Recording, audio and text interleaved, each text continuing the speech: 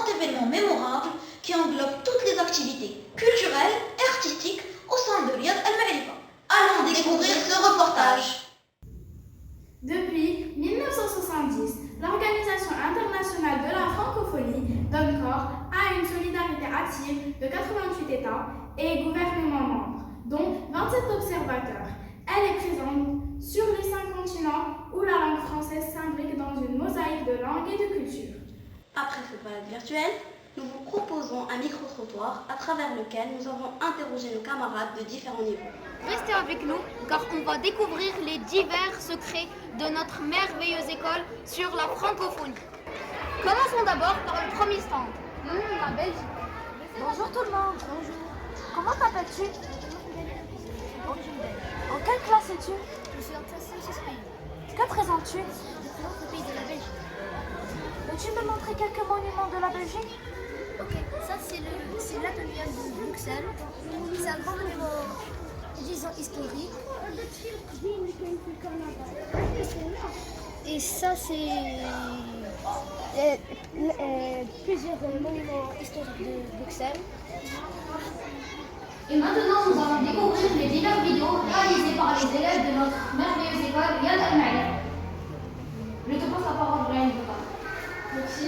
Aujourd'hui, ils sont présentés sur la culture et les plats et les pays francophones. Dans la culture, on va découvrir que c'est plutôt...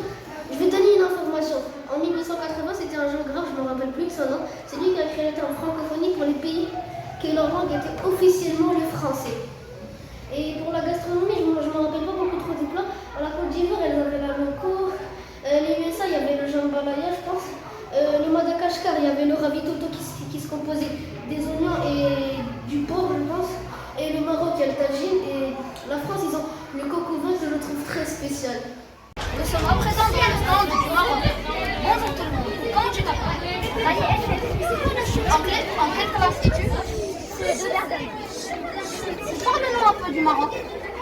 Le Maroc, en arabe al-Maghreb, depuis 1957, enfin non, le royaume du Maroc était un État situé en Afrique du Nord. Sa capitale est Rabat et sa plus grande ville Casablanca. Il est caractérisé par des zones montagneuses ou désertiques. Sa population est de près de 34 millions d'habitants et sa superficie de 446 550 km². Fait contient les occidentales, c'est la langue arabe.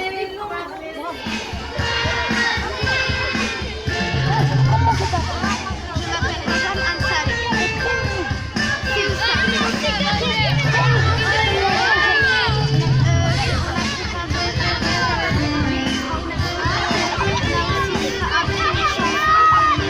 On a parlé des célébrités francophones et on a fait des poésies. On commence par le premier sport. Comment tu t'appelles? Je m'appelle Ahmed Ami Bonsal. Je représente le pays. Parle-nous de ce pays. Ce pays mesure environ 1000 km du nord au sud et 1000 km d'est au ouest. Sa forme régulière est souvent comparée à un hexagone. Bienvenue dans l'histoire de la France. Je vous présente la Tour Eiffel, l'Arc de Triomphe, une autre Tour Eiffel et un autre Arc de Triomphe, ainsi de suite. On trouve ici une pyramide du célèbre musée de Louvre et ici on trouve la cathédrale de Notre-Dame de Paris. Bonjour. Bonjour, comment tu t'appelles? Je m'appelle Sophia. Qu'est-ce que tu représentes? Je vais représenter un pays francophone. Quel est le nom du pays francophone? Et tu es marocaine? L'événement a reçu également la visite du premier secrétaire d'ambassade du Sénégal. Bonjour. Bonjour, Comment vous appelez-vous?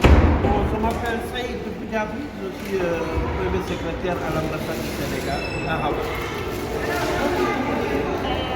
Vous avez aimé ce jour? Et bien sûr, j'ai beaucoup apprécié, j'ai eu à faire le tour avec la directrice et la responsable et le responsable de l'établissement, mais j'ai beaucoup apprécié et je vous félicite aussi pour cette journée très belle en couleur riche de la francophonie. Merci. Aujourd'hui, vous avez bien visité les lieux, les stands? Oui, j'ai visité les différents stands, j'ai même goûté le couscous marocain et n'oubliez pas que nous sommes le vendredi.